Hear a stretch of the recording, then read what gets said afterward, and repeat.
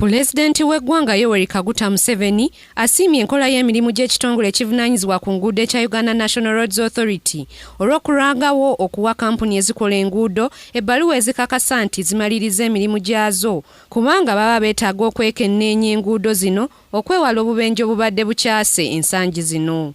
Ono okwogera bino abadde ayanukula okwemulugunya kwa minisita w'ebyenguudo Monica Azuba Ntege ku kampuni ya Dot Services eyakwasibwa kontrakta ey'okuzimba oluguudo lwa Jinja Kamuli olwa kilomita 5.4 wabula ng'omulimu baakola gwagadibe ngalye ekiviiriddeko oluguudo okulwawo okumalirizibwa nga y'ensonga lwaki ebbaluwa ebakakasanga bwe bamaze okuzimba oluguudo luno bweruddewo okubaweebwa.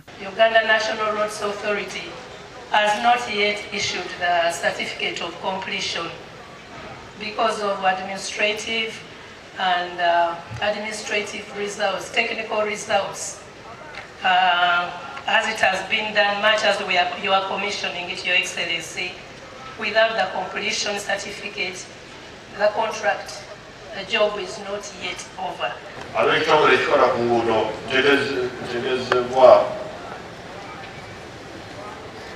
Nti waliwo kyebataasanyukira lubuto luno be bagaana okusasula abaalukola. Awo njagala kubeebaza kubanga mulimu gwabwe okulondoola. Museveni ayongedde okusiima omulimu gw'ettendo abakozi abajja gwe bakola okulwanyisa obulyake obubadde bufumbekedde mu kitongole ky'ebyenguudo ekibadde kiremezza ebyenkulaakulana by'eggwanga emabega. Njagala kwebaza UNRA ekitongole kino eky'enguudo bana abakulu be twateekamu bakambuwalidde ababbi. Njagala kubeebaza kubanga obubbi bwali buyitiridde ate bwali bwonoona kinene. Omulimu omukifo ky'okukolera siringi 10 bakukoleranga siringi 30.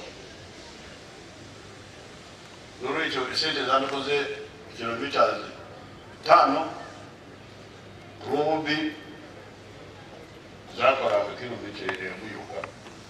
Wabula bba batuuze ababeera mu bitundu oluguudo luno mwe luyita eby'Ejjinja ne Kamuli bavumiridde gavumenti olw'okwesulirayo gwa Naggamba ku ky'okuzimba enguudo mu bitundu byabwe kye bagamba nti kiziŋŋamiza ebyenkulaakulana. Gendera bakube ku kolansi at least tube ku munsi ennungi eyeyagaza. Tinganze ine internet kafa enfuufe wera mu internet computers dona they blame. Beera bagamba bakola enguudo tukola lwana nkola ntya beera mbi naffe twagala tubeereko nga abali mu kibuga ekirala olwokuba nti obugira sayino butono oyagala n'omuntu investor yandyeza okutawa bizinesi enungi ku luguudo olwo aluba okola ki okugitaawo olwokubanga bakasitoma tibeetandira kubita mu luguudo olwo lukyafu oluli mu potholes edifaana ti ate luli common with accidents. Emirimu egiri kufanga lwa mbeera ya kitundu emmotoka dikuba ningi mu bizinesi daife ayengira yabaki ntono. Kampuni nnyingi okuva mu mawanga ag'enjawulo naddala China zizze ziweebwa kontrakta z'okuzimba enguudo wabula ne bakola gadibe ngalye ekitadde obulamu bw'Abannayuganda bakozesa enguudo zino mu matigga olw'obubenje obuzibeerako ate nga zoonoonerwako obutitimbe bw'ensimbi okuziddamu.